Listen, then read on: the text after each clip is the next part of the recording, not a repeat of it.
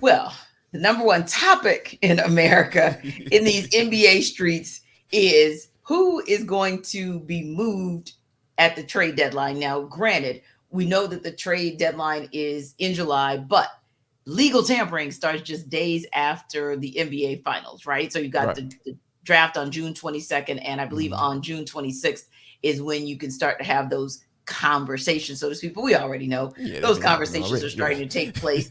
Right. And they have to. I mean, you have to start ringing the phones to kind of put things in place so that if you're intending to, for example, get a situation going like a Dejounte Murray situation last season, you got to get that going now, right? Right. So that said, that's kind of where the Hawks find themselves.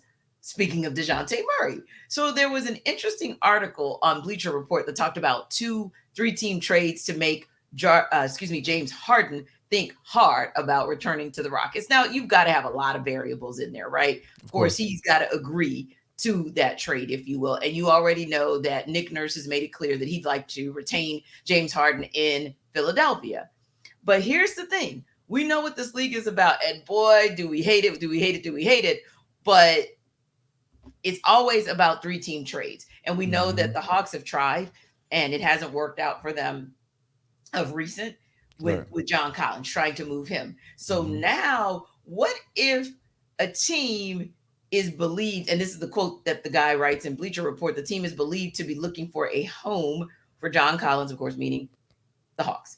But some whispers abound that Dejounte Murray could be had in the right deal. Murray's due 18.2 mil this season, may not be open to an extension limited to 25.4 mil next season because it's probably going to be more closer to a supermax deal. Let's just Mm-hmm. be honest. Right. So at this point, it becomes okay, who are you actually going to trade? Atlanta is in a situation where they're going to have to look at significantly shedding all of that. It feels like we talk about in football, dead cap space. It Mm-hmm. kind of feels deadish, right, Jarvis? Right. Like Yeah. to me, it kind of Yeah. feels like dead cap space. But the reality is there are questions about Kevin Herter after you extended him last year and then you traded him. There are questions about Bogdan Bogdanovic and whether or not you're going to see that again this year. Like, hey, you just decided to re-up him. Are you going to let him go? Now, the person that's coming into play the most often is Dejounte Murray. Right. You went all out. You gave away first round picks and you went all out to get this guy who was supposed to be a backcourt game changer in partnership with Trae Young. And now there's a possibility and there's more conversation about him potentially being on the trade block. Is that a good look for Landry Fields' new regime to be getting rid of Dejounte Murray after the experiment's only been A, 1 year in, and B, only 25 games in, at least regular season wise, under Quin Snyder? Here's the Or thing in with total, I'm yeah, sorry, yes, go ahead. 25 games under Quin, period. Yeah, so I think one of the things that really stands out to me when you talk about Dejounte Murray, right? Because we know that Travis Schlenk was in office, he was running things apparently, and we know that if this is that's why I'm glad you said in the new regime because like, I feel like they can probably make this trade or get off up under Dejounte Murray because at the end of the day, like they're not going to be able to afford him because given with this new CBA and what they agreed to, like Dejounte Murray, it's almost not even an option for him to re-sign with the Hawks. He has to go into free agents because he would be giving up a lot of money.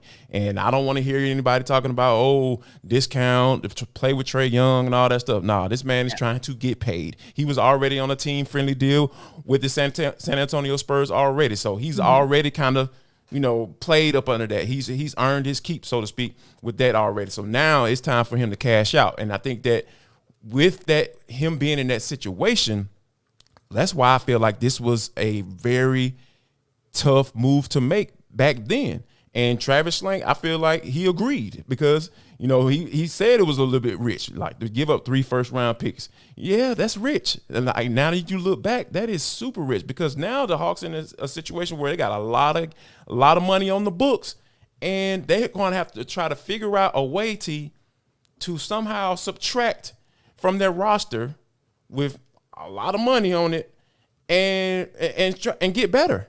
Yeah. So how is Landry Fields? This is the biggest question that's going to be for the offseason for the Hawks. How are the Hawks going to be able to get better by addition by subtraction? How are they going to be able to do that? Like And they probably going to have to end up trading John Collins for some role players, essentially. You know what I mean? So yeah, this is going to be very interesting to see how Landry Fields played this bad boy out, yeah, and if they get rid of Dejounte Murray, how this new regime is going to look, how they're going to be perceived going forward.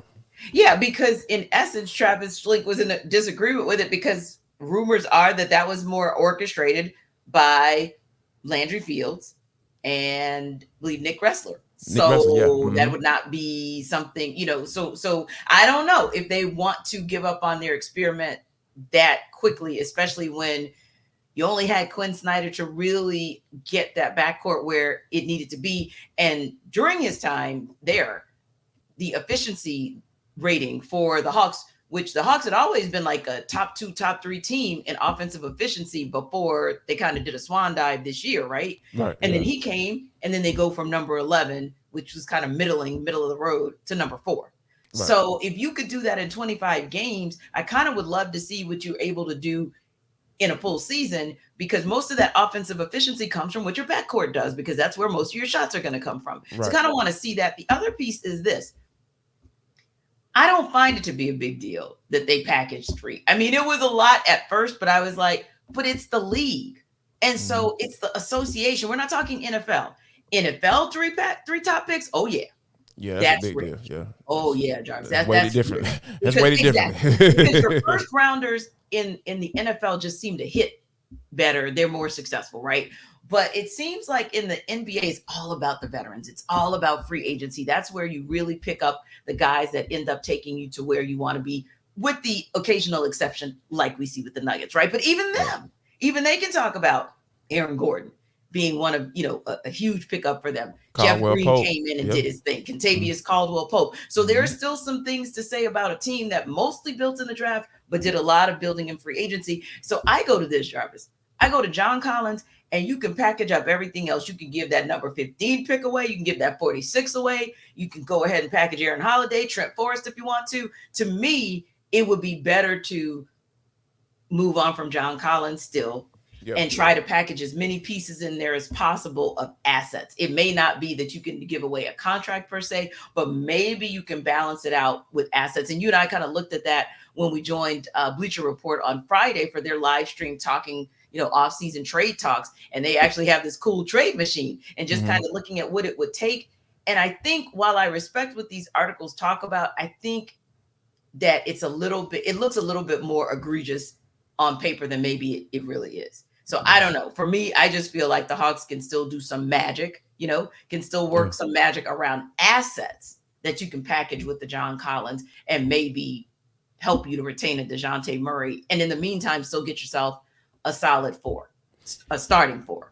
Yeah, and I think, to be honest with you, like overall, I don't think that the Hawks trade Dejounte Murray. I don't feel like they are built to do that. You know what I'm saying? Like, to kind of cut the cord like that, and kind of operate as if they are contending for a title. Because like you mentioned, like Quin Snyder, they look pretty doggone good, went with that piece. But I think that, somebody's gonna have to go. And if I'm going up and down that roster and looking at like who has to go, like Dejounte Murray is definitely not going to be one of those people. No, I'm at the point. I'm sorry. Go ahead, Jordan. No, I was just going to say, like, I'm at the point now where you better figure this doggone thing out, because I started to like what I saw with Quin Snyder having working with these 2 guys, and I love how both of these guys, meaning Dejounte Murray and Trae Young, are bought in to this. They are sold on Quin Snyder. So you figure that part out and worry about the money later.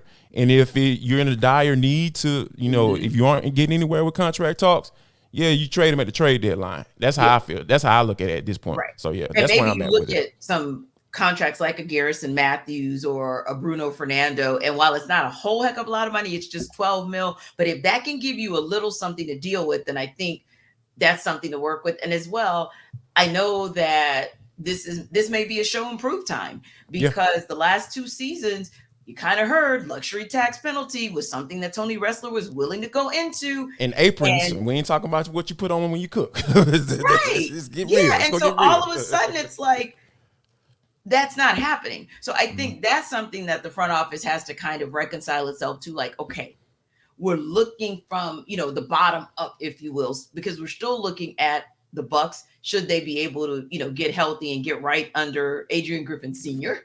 You're Yeah. looking at the Celtics, who have another year under their Missoula. coach Yeah. and Missoula, exactly, Joe Missoula. You're still looking up, and you're still kind of middling, right? You Right. can go anywhere from 4 or 5 to 9, 10. What gets you there? And so to me, Jarvis, it's another question is about the luxury tax. I think that's a big deal. But everydayers, what do you guys think? I mean, you kind of have 10 days to mull it over in terms of whether you see anybody viable enough to take in the draft such that you wouldn't want to touch those picks.